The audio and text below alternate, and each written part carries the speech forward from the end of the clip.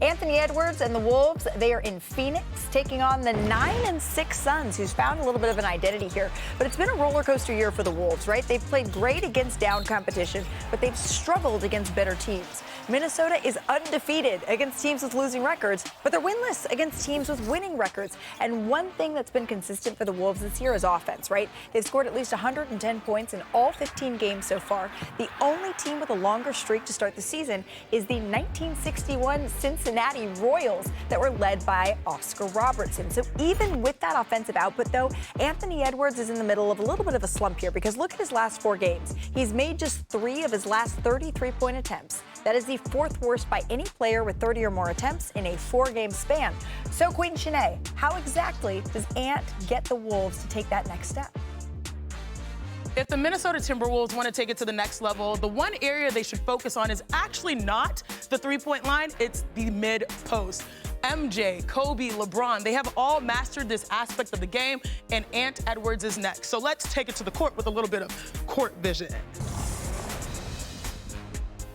Hey, it's your girl Chiney, and here comes the Wolves. This is what I love about this offensive possession. First, it's the spacing. Look at the 3 players on the backside. Tremendous spacing there. No one is in the paint. It allows the most space for Anthony Edwards to cook. I want to freeze it right here because this is early offense, a drag screen. Okay, so here, Rudy Gobert reads that Anthony Edwards likes his matchup versus Max Christie. Instead of setting the screen, he slips away, and it gives him space to cook, to have the entire side of the floor. But this is where things get fun. I want you guys to see it from my eyes on the baseline. Ant is one of the most athletic guards in the NBA. He has great footwork. Instead of settling for a fadeaway, he has a beautiful counter move. I say this all the time. Good players have go-to moves. Great players have counter moves. He finishes at the rim, and this is where he adds his special sauce as a dog. He turns and he flexes on his opponent. You guys, if the Minnesota Timberwolves want to take that next step and get a statement win, it starts with the mid-post and not necessarily just the 3-point shot. Great work there, VR Chiney. Now, 15 games in. Yeah, that was good. And the Wolves are smack dab in the middle of the playoff picture. 4.5 games behind the top-seeded Thunder. 4.5 games ahead of the 10th-seeded Jazz. So smack dab in the middle there. But it's tough, Danny, right, for the Wolves, because they're being measured against a team that's gone to back-to-back Western Conference Finals. Yeah, and you know, to what you were saying earlier, the expectation for them now is so high, it's hard to live up to that. Yeah. And to me, I thought they were a good team, but I didn't think they were a Western Conference Finals team last year. They just had a really good matchup, and they played against a Steph Curry-less Golden State Warriors team, which allowed them to get to that Western Conference Finals. But looking at their roster, them losing Nickeil Alexander-Walker was a big hit. He is balling in Atlanta. Like, he had 36 tonight or 38. He's playing very well, and he was a big piece of what they did offensively and defensively with this group. You have to really build up Rob Dillingham or Terrence Shannon Jr. to fill that void, but they just don't have enough to me. With Anthony Edwards, he's a great scorer. So is Julius Randle. But I think they need a third consistent scorer, or somebody that also can bring the defense. Jaden McDaniels is very good. He's taking his game to another level. But there's something they're missing that they need some help with. Dave, are we watching the Lakers? It feels like this is an episode of Succession. Are we watching this happen in real time? Yeah, Malika, that is a apt comparison. And, you know, I spoke to both Jesse and Joey yesterday, and this wasn't necessarily a surprise that this came. Obviously, the writing's been on the wall since the majority stake in the franchise was sold to Mark Walters' group in June.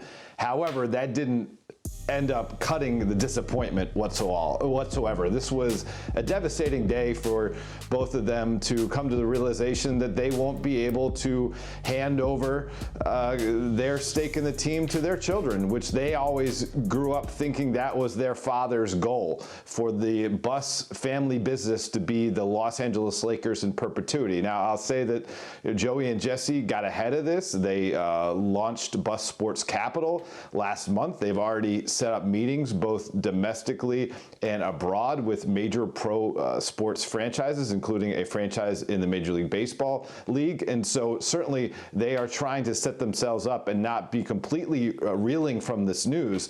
At the same time, it tears at their heartstrings. It seems like also a strange time when you're looking at turning over scouting departments, because right now is prime scouting season for NBA's teams to be looking at the college ranks and internationally. So it's certainly going to be interesting to see how the Lakers move forward from this as well.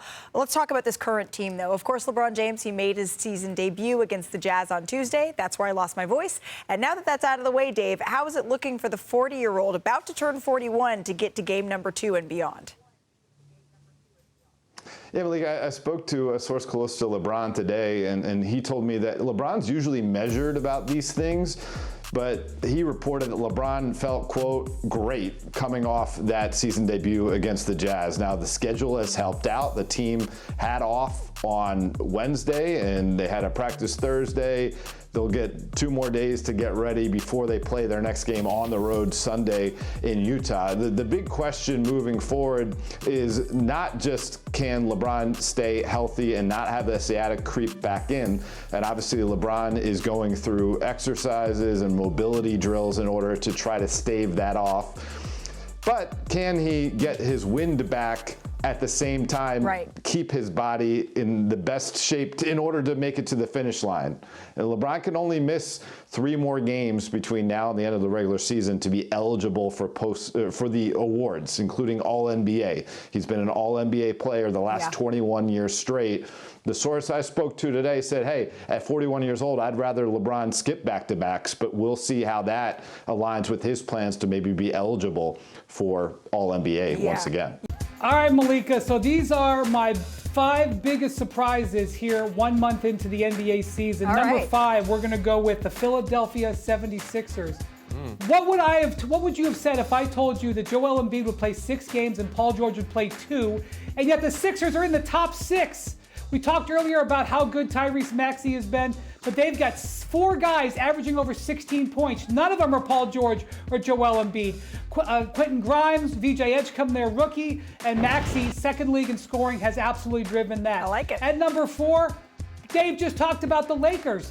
How about the Lakers? LeBron's played 1 game. Luka's missed 4 games. Austin Reeves has missed some games. The Lakers are in the top 4 in the West, and they've not had an easy schedule. They've had a bunch of road games. Yes, Luka is scoring, but how about Austin Reeves? He's 8th in the league in scoring. Luka's number 1. He's 8th. DeAndre Ayton has given them the type of point and rebound production they've looked for. Great start for the Lakers. Also a big surprise. How about that big game tonight between the Suns and the Wolves? The Suns, 3 games over 500 now. In fairness, I will say they haven't played the toughest schedule so far, but Devin Booker is back to being at the top of his game, being a creator offensively. Dylan Brooks has had a really good impact, and even though Josh Green hasn't been able to play that much because of the hamstring injuries, we've really got the Suns off to an amazing start. They're in great position. So that means number 2, and this is not a good surprise. This is the Clippers. The Clippers, after losing last night, are now 4-11. Look, Kawhi Leonard is been out there 1-8 in the games that he has missed. Of course, you know that his health is important, but this team picked the wrong time to have an old roster. The league has never played faster. The Clippers look very slow, and they are in a tough spot right now. Number 1, I got 2 teams at the top. How about 1 and 2 in the Eastern Conference? There you go. The Detroit Pistons and Toronto Raptors at the top of the East. Did you see that? How about Detroit at 11-0, led by that locomotive there, Cade Cunningham? He's got Jalen Duren having a breakout season there, maybe an all-star. Then the Raptors have won 5 in a row. They've got a bunch of impressive wins so far. Getting great depth up and down their lineup. Brandon Ingram coming in and instantly becoming a leading scorer. Terrific story in both those places in the East. I like the Pistons and the Raptors getting some love at the top there. Yeah, we really went wah-wah with number 2. At 5. I'm on